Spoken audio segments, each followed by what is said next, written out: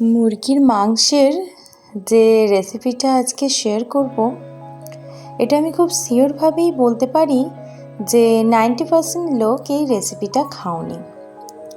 কারণ কোনো রেস্টুরেন্টে এই রেসিপিটা পাবে না বা অন্য কোথাও খুব একটা পাবে না। একদম নতুনত্ব রেসিপি। এটার নাম হচ্ছে চিকেন কান্তি। এটা হচ্ছে কাশ্মীরের একটা রেসিপি, মানে কাশ্মীরি চিকেনের রেসিপি। অসাধারণ খেতে। চিকেনের যতগুলো রান্না আমি খেয়েছি তার মধ্যে এটা কিন্তু আমার দুর্দান্ত লেগেছে। চলো পুরো রেসিপিটা দেখে নাও। রান্নাটা সাদা তেলে করব। অল্প সাদা তেলের মধ্যেই 1 চামচ ঘি দিয়ে দিলাম পেঁয়াজ কুচি। এই চিকেন কান্তির জন্য কিন্তু একটা স্পেশাল মশলা বাড়িতে বানিয়ে নিতে হবে, সেটা পরে দেখাচ্ছি। এখন বেসিকভাবেই পেঁয়াজটা ভেজে নুন হলুদ দিয়ে দিলাম যাতে পেঁয়াজটা একটু নরম হয়ে যায়। আর আদা রসুন আর কাঁচা লঙ্কা বেটে রেখেছিলাম 2 চামচ, এটা দিয়ে দিলাম। আমি গুঁড়ো লঙ্কা ইউজ করি না, সবাই জানো, তো কাঁচা লঙ্কা দিলাম। যারা গুঁড়ো লঙ্কা দেবে এই পর্যায়ে গুঁড়ো লঙ্কাটা দিয়ে দিও, সাথে কাশ্মীরি গুঁড়ো লঙ্কাও দিও কালারের জন্য। চিকেন কান্তির মশলাটা বানিয়ে নিচ্ছি। দিয়েছি একটা তেজপাতা, 4টে শুকনো লঙ্কা, কয়েকটা দারুচিনি, এলাচ আর গোলমরিচ। একটু চামচে করে ভালোভাবে নেড়ে চেড়ে নিলাম। এবার দিয়ে দিলাম মৌরি। রোস্ট হয়ে গেলে ওটাকে একটু ঠান্ডা করে নেব আর পরে একটু পাউডার বানিয়ে নেব। মশলাটা কষা হয়ে গিয়েছিল, দিয়ে দিয়েছি চিকেন, নুন হলুদ।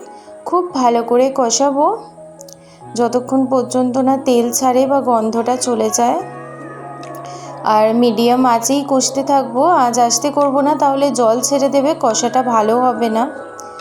আমি উইথ স্কিন চিকেনটা নিয়েছি, যেহেতু আমি কম তেলে করি, তো তোমরা স্কিন ছাড়াও নিতে পারো।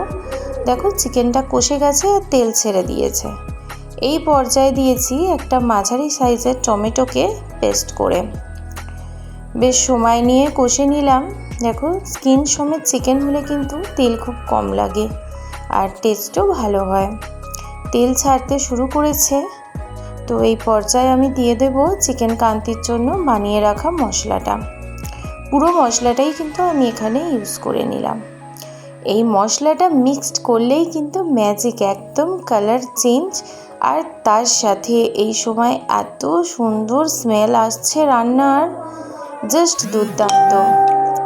মশলা কিন্তু খুব ভালো করে কষে গেছে, দেখতেই পাচ্ছ। এই পর্যায়ে দিয়ে দেব ওই 1 কাপ মতো পরিমাণ জল। এই রান্নাটা কিন্তু ঝোল হয় না, চিকেন কারি টাইপ বা গ্রেভি টাইপের হয়। চাপা দিয়ে আমি 10 মিনিট বয়েল করেছি। 10 মিনিট পর দেখতেই পাচ্ছ একদম ডেলিশিয়াস একটা লুক রান্নার। ভীষণ সুন্দর দেখতে লাগছে রান্নাটা, আর খেতেও এত সুন্দর হয়েছিল। আর এই পর্যায়ে দিলাম মেথি পাতা শুকনো, একটু হাতে করে ডলে নিয়ে দিয়ে দিয়েছি। মিক্সড করে নেব খুব ভালো করে। এরপর 10 মিনিটের জন্য স্ট্যান্ডিং টাইমে রেখে দেব। ঠান্ডা হলে রান্নার লুকটা কিন্তু দেখো আরও সুন্দর লাগছে। এইটা রুটি, পরোটা বা নান, যা হোক সমস্ত কিছুর সঙ্গেই কিন্তু খেতে ভীষণ ভাল লাগবে। আমরা কিন্তু ভাতের সাথেও খেয়েছি, খুব ভাল লেগেছে গ্রেভিটা দিয়ে ভাত খেতে।